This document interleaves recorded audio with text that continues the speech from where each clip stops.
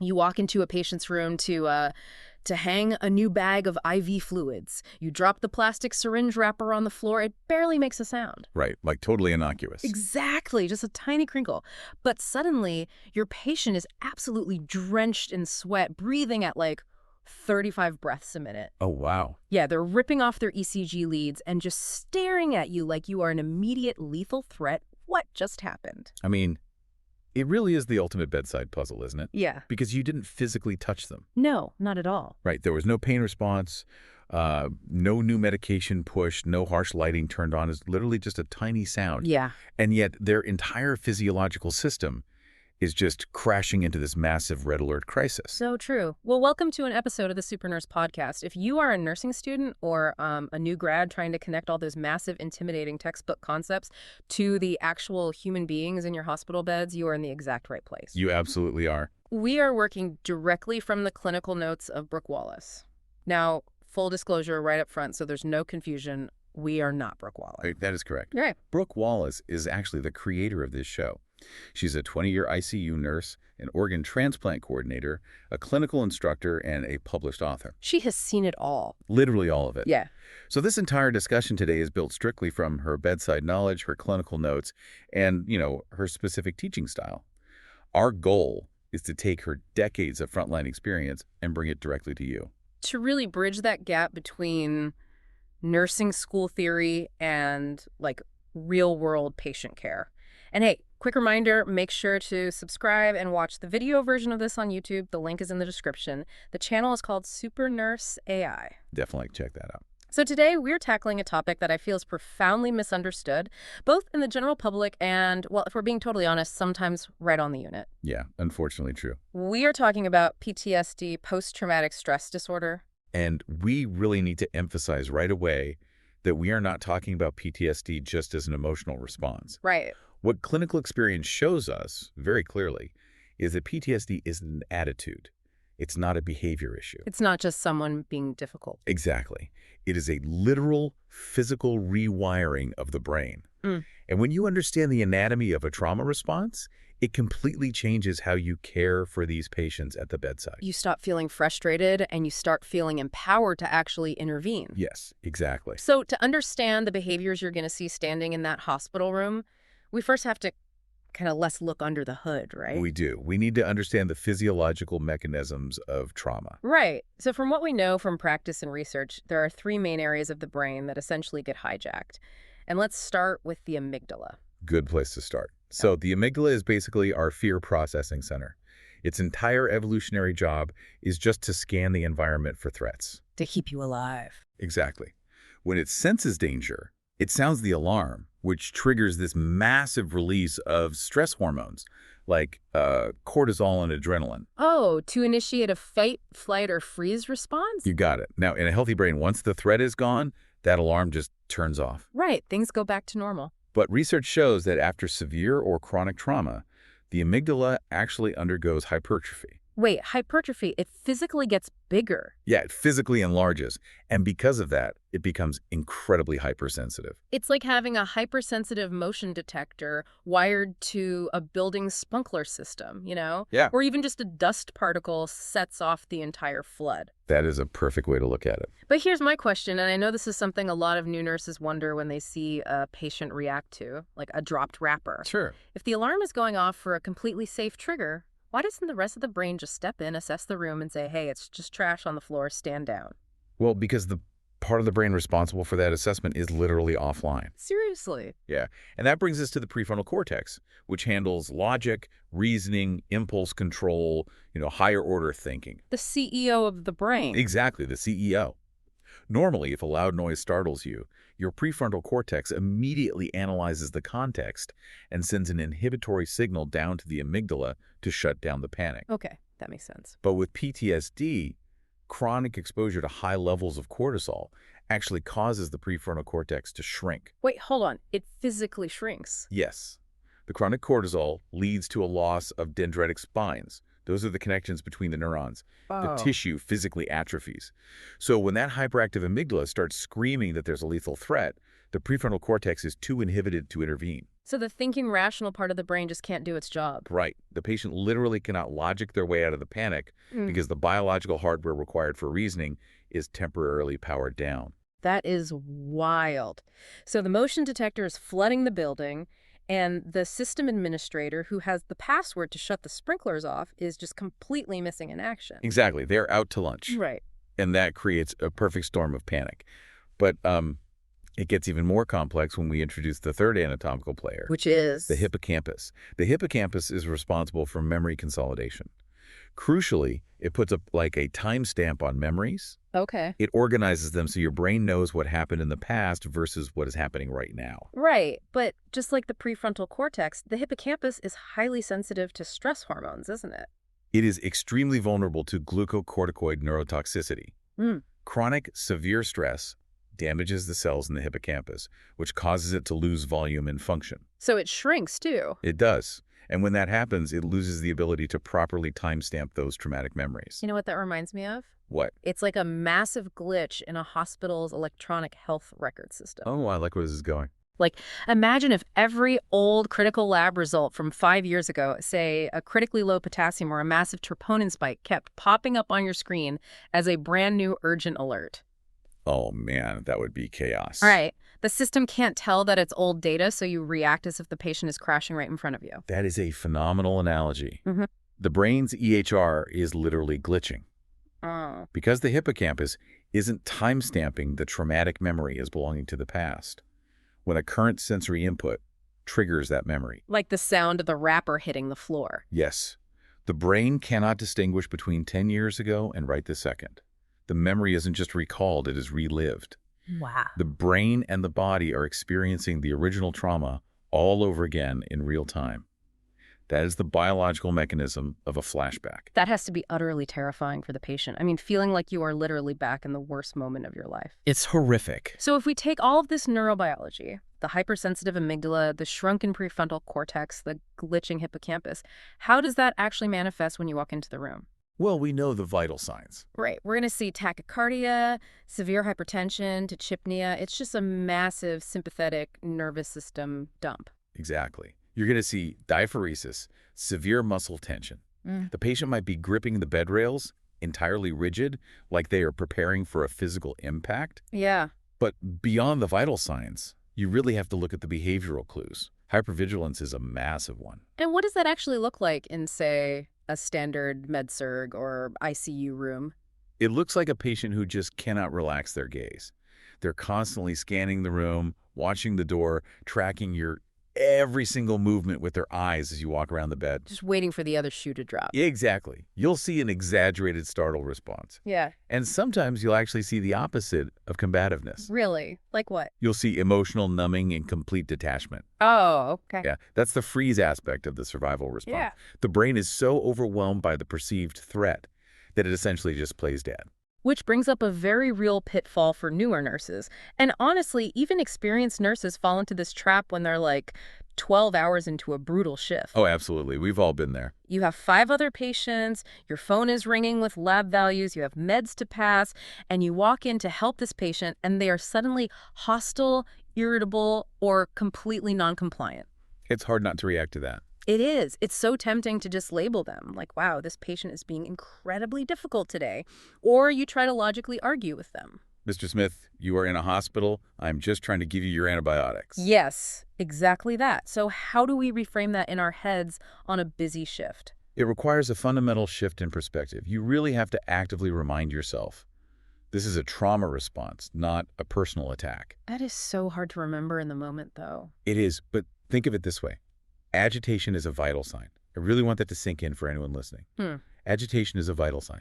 I love that phrase. When a patient is acting out like this, their brain is genuinely trying to survive what it perceives as a lethal threat. And if you try to argue with them? If you argue with them, you are talking to a prefrontal cortex that is shut off. Right, the CEO is out of the office. Exactly. You are demanding logic from a brain region that is temporarily offline. It just won't work. And worse, your own frustration, like your raised voice, your hurried movements, is just going to escalate their amygdala's fear response. Because in that state, your frustration makes you look like the threat. Precisely. You become part of the danger. Okay, that is a huge light bulb moment. So if we can't logic them out of it and arguing makes us the enemy, how do we chemically or behaviorally support a brain stuck in this loop? Good question. Once we see the hypervigilance and the tachycardia, how do we actually adjust our nursing care plan? Well, clinical evidence tells us that safety is always the absolute top priority. You must assess for suicide and homicide risk. That's critical. Trauma survivors carry an immense burden, and the risk of self-harm is significantly elevated. You also need to assess for maladaptive coping mechanisms. Like substance abuse. Yes, which is incredibly common as people try to self-medicate a hyperactive nervous system. And if a patient is actively having a flashback or a severe nightmare, you stay with them. Wait, really? So don't run out to the nurse's station to grab a charge nurse or a PRN med right away? No, unless you absolutely have to leave for your own immediate physical safety, do not leave them alone. Your calm, grounded presence is the anchor they need. Right. They are lost in a terrifying memory, and a calm voice slowly narrating the present moment, saying things like, "You are in the hospital. My name is Sarah. You are safe here." That helps pull them back to reality. What about modifying the environment? Because if a patient is hypervigilant, the standard bustling, noisy hospital room has to be an absolute nightmare. Oh, it is. The constant alarms, the people walking in and out without warning, it keeps the amygdala firing nonstop. So what's the bedside action there? Slow down. Do not rush them. Provide an environment that is as calm and predictable as possible. Explain what you are going to do before you touch them. And if you ask a question, Give them extra time to answer. that silence can feel really awkward when you are in a rush, like standing there waiting for an answer. It can, definitely. Hmm. But you have to remember that you are asking a brain to process information through a thick fog of stress hormones. That's a great way to picture it. Granting them the grace of time promotes a sense of security and autonomy. And autonomy is exactly what trauma takes away from a person. Now, looking through Brooks' clinical notes, there is a specific behavioral intervention that actually caught me off guard. Oh, which one? Journaling. Encouraging the patient to write down their feelings or document their triggers. I have to push back a little here. How does giving a patient a pen and a piece of paper actually stop a severe physiological crisis? I know, it sounds too simple, right? It sounds a bit like putting a Band-Aid on a bullet wound. I completely understand why it sounds that way, but the mechanism is actually fascinating neurobiology. Think about what writing requires. Okay. You have to organize your thoughts, you have to form coherent sentences, use grammar, and structure a narrative. Right. All of those complex language tasks require the activation of Broca's area and the prefrontal cortex. Oh, wow. So you are forcing the brain to route blood flow and electrical activity back to the logic center. Precisely. Mm. By forcing the patient to use structured language, you are manually rebooting the prefrontal cortex. That is wild. And when that logic center comes back online, it immediately sends an inhibitory neurochemical signal down to the amygdala that says, hey, we are structured, we are using language, we are grounded in the present moment, you can turn the alarm off. That is incredible. It's a literal biological hack to calm the autonomic nervous system. Exactly. A pen as a targeted medical intervention. I love that. Okay, let's look at the other side of that coin. Let's do it. If journaling helps behaviorally, what tools do we have to support that shift chemically? What are we likely to see on the MAR for a patient with PTSD? So you are generally going to see long-term maintenance medications designed to adjust the brain's baseline. SSRIs, selective serotonin reuptake inhibitors, and SNRIs are the frontline treatments. Okay, so standard antidepressants. Right. By increasing the availability of serotonin and norepinephrine in the synaptic cleft, these medications help stabilize mood and raise the threshold for the amygdala's alarm over time. It makes the smoke detector a little less sensitive. Exactly. It turns down the sensitivity dial. And what about the sleep disturbances? Because insomnia and night terrors are a massive hurdle for these patients. Is there anything we can give them to specifically target the nightmare? Yes, and this is a fantastic bedside pearl to keep in mind. You will often see prazosin prescribed. Right. Brooks' notes mention prazosin as an alpha agonist, but how does a blood pressure medication work for a nightmare? It's actually really clever. During REM sleep, the brain is usually paralyzed so we don't act out our dreams. Thankfully. Yes, very thankfully. But in PTSD patients, traumatic nightmares are accompanied by massive spikes in sympathetic nervous system activity, huge surges of adrenaline and norepinephrine. Which wakes them up in a panic. Right. But prazosin crosses the blood-brain barrier and blocks those sympathetic receptors. So even if the brain attempts to trigger a trauma narrative during sleep, the physical panic response in the body is blunted. Wait, so the dream might still happen, but their body doesn't react? Exactly. The heart rate doesn't spike, the sweating doesn't start, and the patient can actually stay asleep through it. That makes perfect sense. You are cutting the wires to the alarm bell so it can't ring. Such a great way to phrase it. But we also need to talk about the medications that can cause harm. What should we be questioning if we see it ordered long-term for these patients? You want to be very, very wary of long-term benzodiazepines, drugs like alprazolam or lorazepam. Now, I can hear new nurses questioning that right now, because benzos are famous for rapidly reducing anxiety. They are. If a patient is actively panicked, combative, and their heart rate is 140, wouldn't a benzo just keep everyone safe and calm them down immediately? Well, in a highly acute, dangerous emergency where physical safety is truly compromised, a short-acting sedative might be necessary.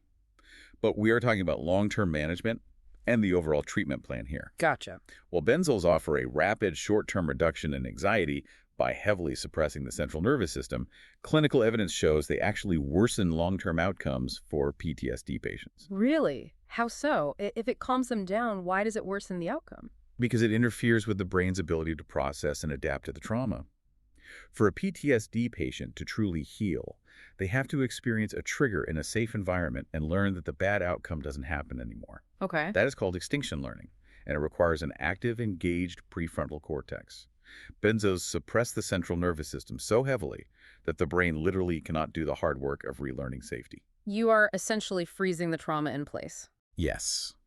Prolonged use in these specific patients leads to higher rates of severe depression, increased aggression, and a much higher risk of substance dependency. Yeah. We want to help the brain heal, not just chemically numb it into a stupor that prevents true recovery.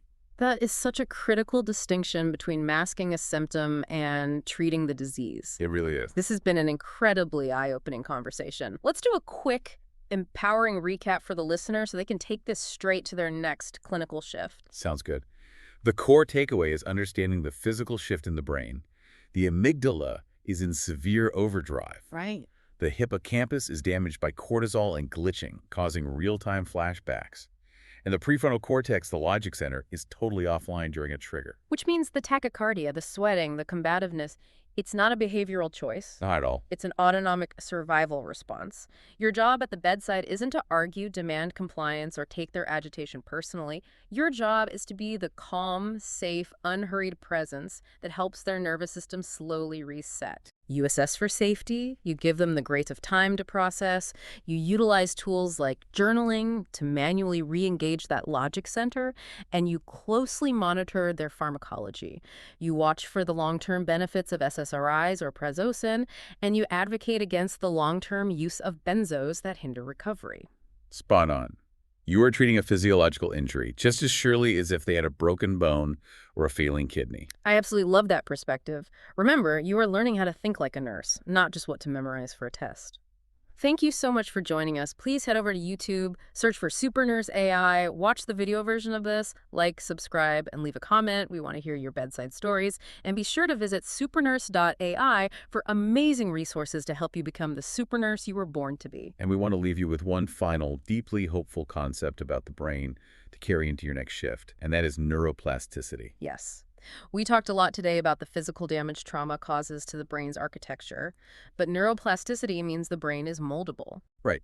It can literally rewire itself based on new experiences. Remind yourself that your patient's brain physically adapted to keep them safe in a world it perceived as intensely dangerous. Yeah. But because the brain is plastic, it retains the incredible power to rewire and heal when exposed to a consistently safe environment. Which means your nursing care matters on a cellular level. Every calm patient interaction you have with them at the bedside, every time you grant them extra time to answer a question, every time you don't react with frustration to their hypervigilance, you are doing way more than just providing good customer service. You really are. You are literally helping to rebuild those healthy neural pathways. You are proving to their amygdala that the world can be safe again. You are a crucial part of their physical healing.